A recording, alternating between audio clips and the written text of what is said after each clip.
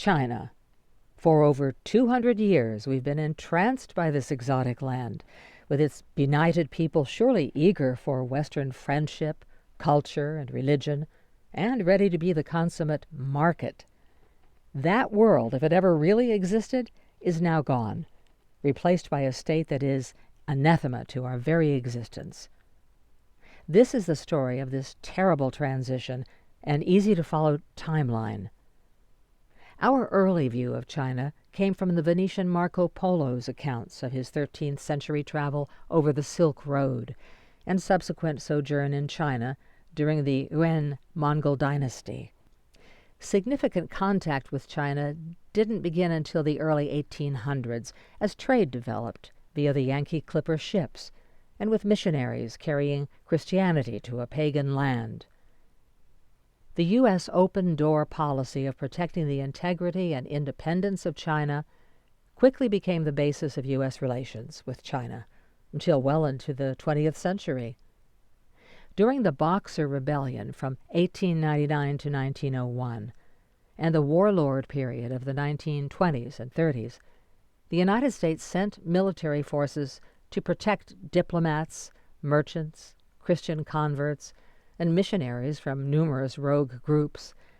We admired Sun Yat-sen for his role in overthrowing the Qing dynasty and establishing a new government. We were horrified by Japan's 1937 invasion of China, and especially by its brutal occupation of Nanking. In World War II, we allied ourselves with Chiang Kai-shek, who was one of the Allied Big Four leaders, Roosevelt, Churchill, Stalin, and Chiang. Then Chiang and his nationalists lost the Chinese Civil War in 1949 and retreated to the island of Taiwan. Mao Zedong proclaimed the founding of the People's Republic of China. But we refused to recognize Mao's government. We declared the nationalist government on Taiwan to be the legitimate government of China. We saw Mao's government as illegitimate, part of a monolithic communist movement. In late 1950, Mao intervened in the Korean War by sending massive forces across the Yalu River, and we fought them face to face in numerous battles, such as the one at Chosin Reservoir. 10 years later, Mao actively supported our enemies in Vietnam.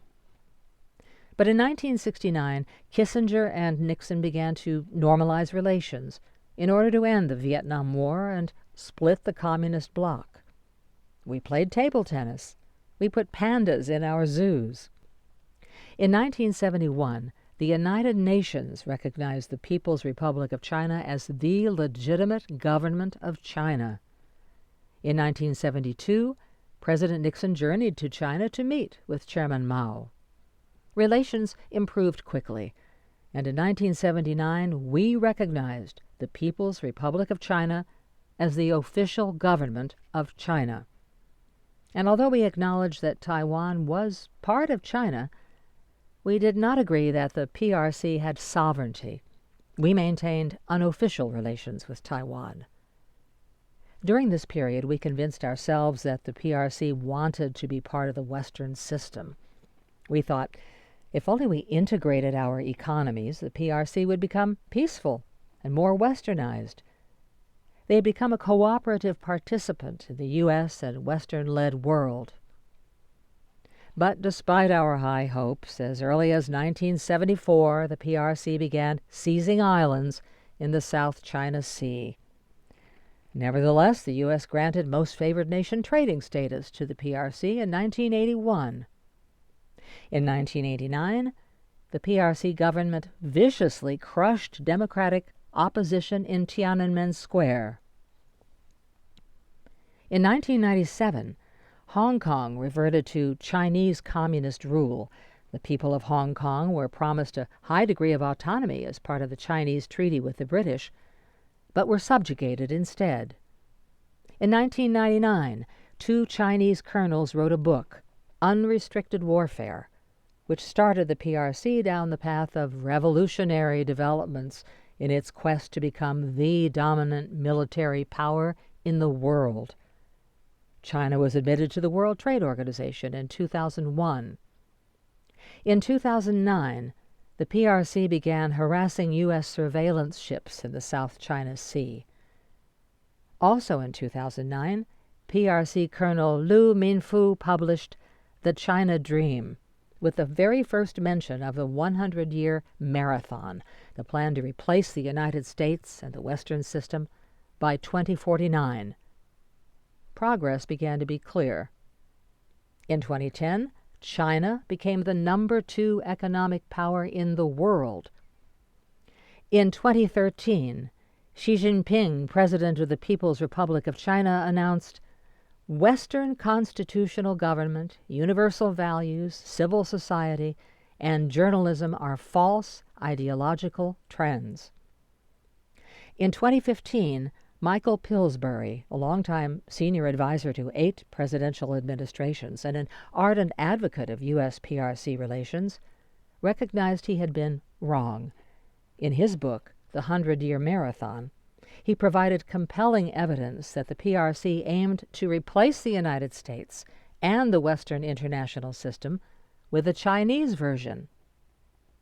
By 2018, 2/3 of the world traded more with the PRC than with the United States.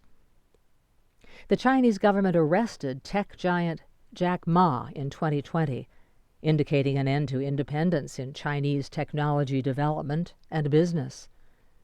The PRC began repeated penetrations of Taiwan airspace. In 2022, Xi ended any illusion of autonomous Hong Kong, announcing that Beijing would accept no opposition. He made his word good by suppressing the huge ensuing demonstrations. Nancy Pelosi visited Taiwan in a show of support in 2022, and the PRC began unprecedented military operations in Taiwan's air and sea space.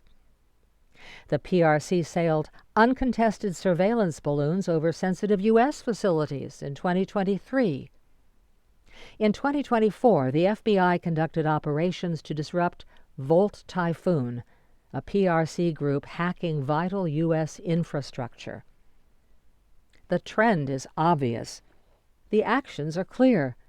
The PRC not only will not become part of the Western system, it is determined to replace it by 2049. We are the victims of their hoax and our delusion. Reversing our course and blocking Chinese hegemony will be a huge challenge, but one which must be accepted.